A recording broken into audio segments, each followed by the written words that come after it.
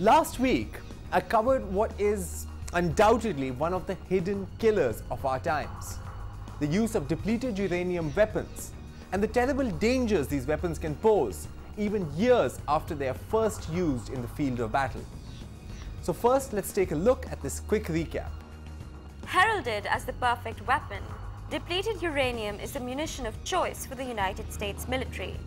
Cheap, lethal, and effective, it has the ability to destroy its target completely. Almost as hard as a diamond, DU can rip apart tanks and incinerate the enemy. But for all its strategic perfections, depleted uranium has faults that greatly outweigh its benefits. For it is a highly toxic substance with genotoxic abilities, which means that consumption of or even proximity to DU dust can change the very code of your DNA, causing generational cancer, brain diseases, kidney failure, and mutations.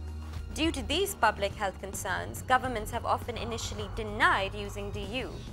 However, it is now clear that DU was used on a large scale by the US and the UK in the Gulf War in 1991.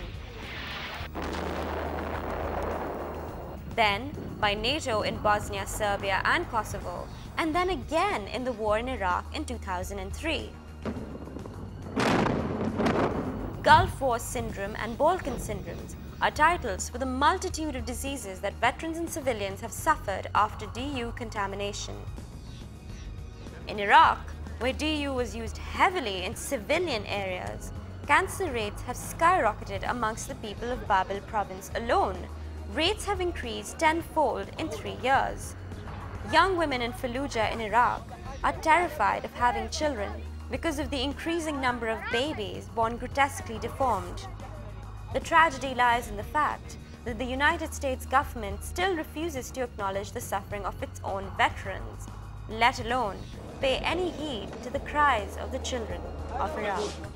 Despite the evidence and outcry, the military establishments of both the United Kingdom and the USA remain adamant that DU poses no threats whatsoever.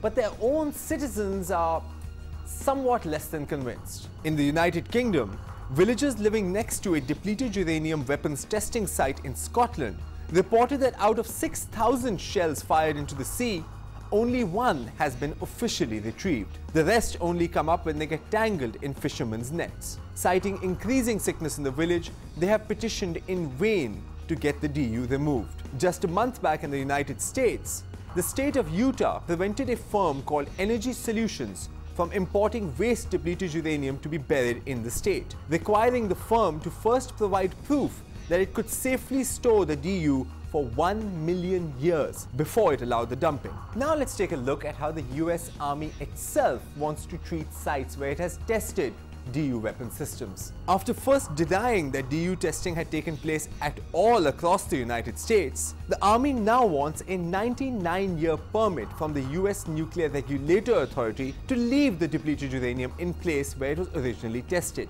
saying that the sites are so contaminated with DU as to preclude any other use. And the list of those sites is a long one indeed. Even in Saudi Arabia, one of America's closest allies in the Gulf, former US Army bases are considered toxic hotspots. A report presented before the Saudi Shura claimed that over 600 locations used by the US military may now be badly polluted with depleted uranium. But this legacy of genotoxic weapons, official denials, and poisoned military bases shouldn't come as a surprise. Go back to the Vietnam War, and a very similar story unfolds. Frustrated by the guerrilla warfare of the Viet Cong, US forces fighting in Vietnam attempted to erase the foliage their opponents hidden by drenching the country's jungles in gallons of dioxin-laden Agent Orange. Dioxin is one of the deadliest substances known to mankind, and its use by US forces in Vietnam has caused severe damage, as even today, more than 30 years after the war, it continues to cause death and sickness to millions of Vietnamese and to many US veterans. After stripping bare the jungles of Vietnam, dioxin seeped into the soil, spreading its toxic reach into the food chain, which has led to an increase in birth deformities.